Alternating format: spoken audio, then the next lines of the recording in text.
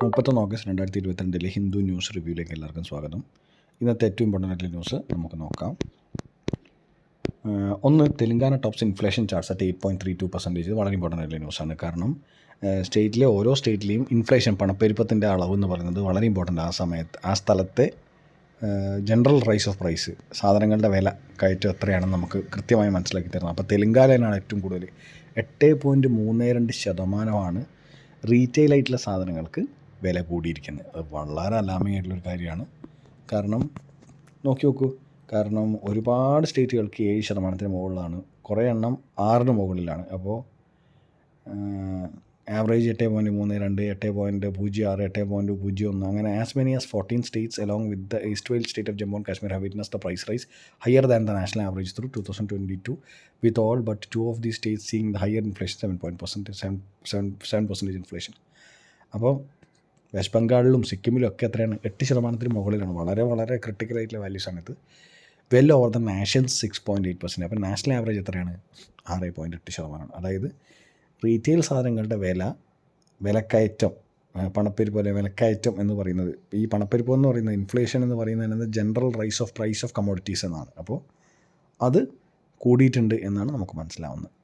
അപ്പോൾ national average 6.8, തെലങ്കാനയാണ് ഏറ്റവും കൂടുതൽ 8.32. കേരളത്തിൻ്റെ അവസ്ഥ എന്താണെന്ന് നോക്കാം.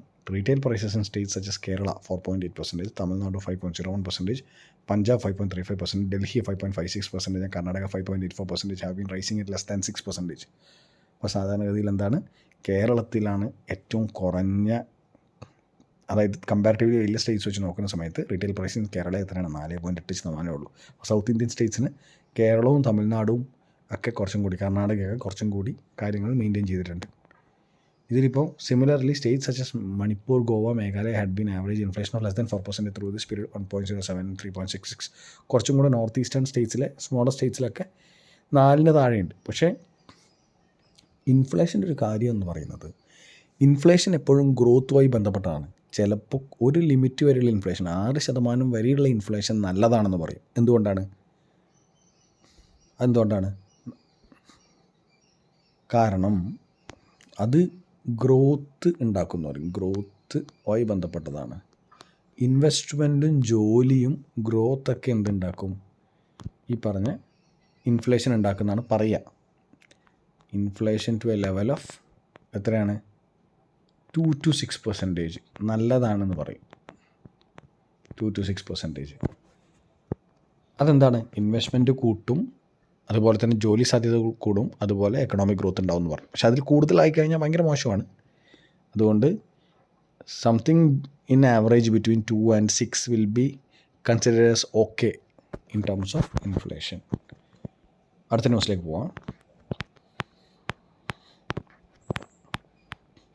എക്സാം പോയിൻ്റ് ഓഫ് വ്യൂവിൽ നമുക്ക് എന്തൊക്കെയാണ് മനസ്സിലാക്കാനുള്ളത്, അതാണ് നമ്മൾ ഹിന്ദു ന്യൂസ് റിവ്യൂവിൽ പറയുന്നത്. എല്ലാ പൊളിറ്റിക്കൽ ന്യൂസും അല്ലെങ്കിൽ ഡേ ടു ഡേ എല്ലാ അപ്ഡേറ്റ്സ് ഒന്നും നമ്മൾ വായിക്കുന്നില്ല.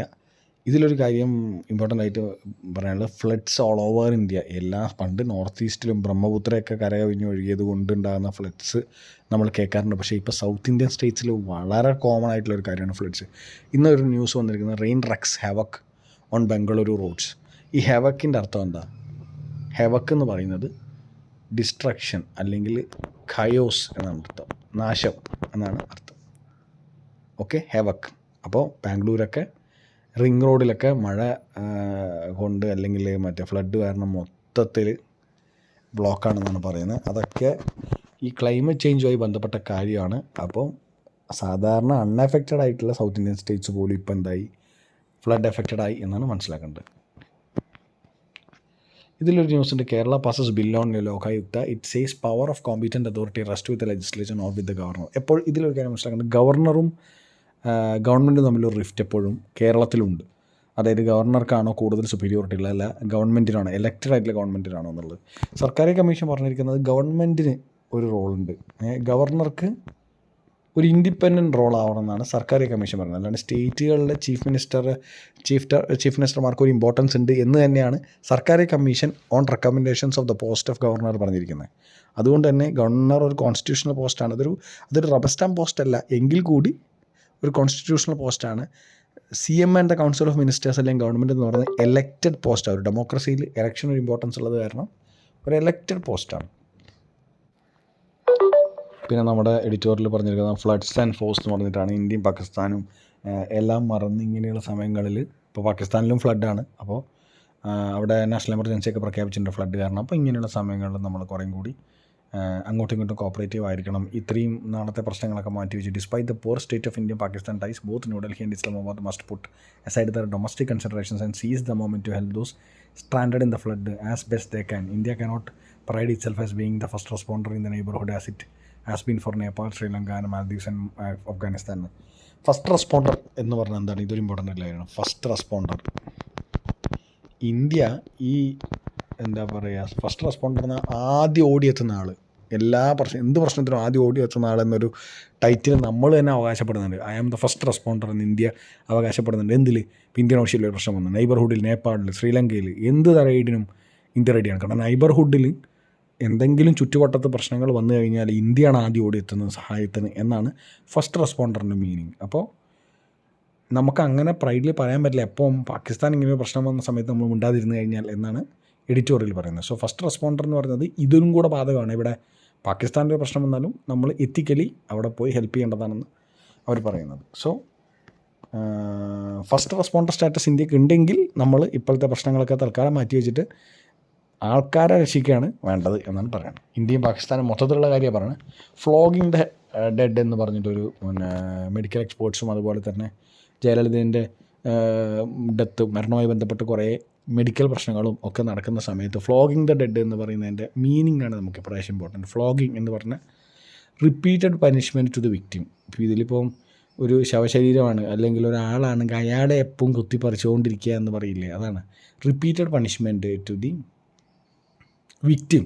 ഓൾറെഡി അയാളൊരു വിക്ടിമാണ്, അയാളെ വീണ്ടും വീണ്ടും വീണ്ടും വീണ്ടും പ്രശ്നം, അതായത് വീണ്ടും വീണ്ടും അയാൾക്ക് പ്രശ്നം ഉണ്ടാക്കിക്കൊണ്ടിരിക്കുക. അതാണ് ഫ്ലോഗിങ് എന്ന് പറയുക. ഫ്ലോഗിങ് അർത്ഥം മനസ്സിലായി വിചാരിക്കുന്ന എഡിറ്റോറിയലിലെ വേർഡാണ് ഇന്നത്തെ ഫ്ലോഗിങ്. ഹെവക്കും പഠിച്ചു. ഹെവക്ക് എന്ന് പറഞ്ഞാൽ ഡിസ്ട്രക്ഷനാണ്.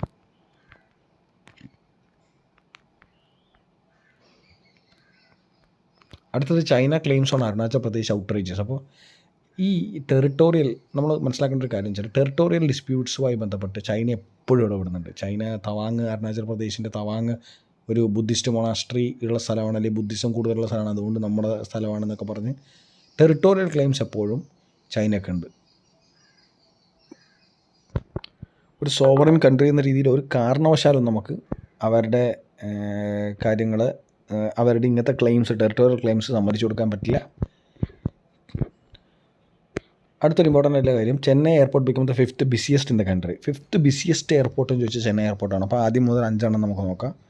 ന്യൂഡൽഹി ഫസ്റ്റ്, മുംബൈ, ബംഗളൂരു, ഹൈദരാബാദ്, ചെന്നൈ. അപ്പോൾ 5th ബിസിയസ്റ്റ് എയർപോർട്ട് ചെന്നൈയാണ്, പിന്നെയാണ് കൊൽക്കത്ത വരുന്നത്. അപ്പോൾ അതിൽ എത്ര south Indian 3 south Indian airports തന്നെയാണ്. ബംഗളൂരു, ഹൈദരാബാദ്, ചെന്നൈ. മുംബൈ ആണ് സെൻട്രൽ ഇന്ത്യ എന്ന് പറയുന്നത്. ന്യൂഡൽഹിയിലെ ആകെ ഒറ്റൊരു നോർത്ത് ഇന്ത്യൻ എയർപോർട്ടാണ് ബിസിയസ്റ്റ് എന്ന് പറയുന്നത്. സോ 5th ബിസിയസ്റ്റ് എയർപോർട്ട് ആരാണ്?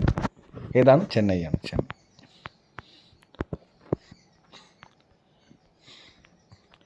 West UP turns hotspot of cattle disease എന്നാണ് പറയുന്നത്. അതായത് വാക്സിൻസ് ഒന്നും ഇല്ലാതെ ഈ പറഞ്ഞ കാറ്റിൽസിനൊക്കെ മുഴുവൻ സമയം, ഈ കന്നുകാലികൾക്ക് മുഴുവൻ സമയം അസുഖങ്ങളും പ്രശ്നങ്ങളുമാണ് എന്നാണ് പറയുന്നത്. അത് ഭയങ്കര മോശമായിട്ട് ഹെൽത്ത് സെക്ടറിന് ആൾക്കാർ, അതായത് അവരെ ഡിപ്പെൻഡ് ചെയ്യുന്ന, അതിൻ്റെ പ്രൊഡക്ട്സിനെ ഡിപ്പെൻഡ് ചെയ്യുന്ന ആൾക്കാർക്ക് മറ്റു രോഗങ്ങൾ മനുഷ്യരിലേക്കും പകരാനുള്ള സാധ്യത ഭയങ്കര കൂടുതലാണ്.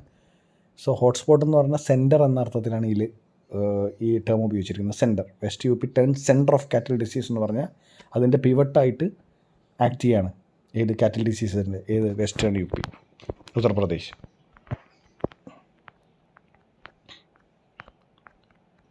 അപ്പോൾ ഏഷ്യ കമ്മിലെ ന്യൂസൊക്കെയാണ് ഇന്ന് കളിയുണ്ട്.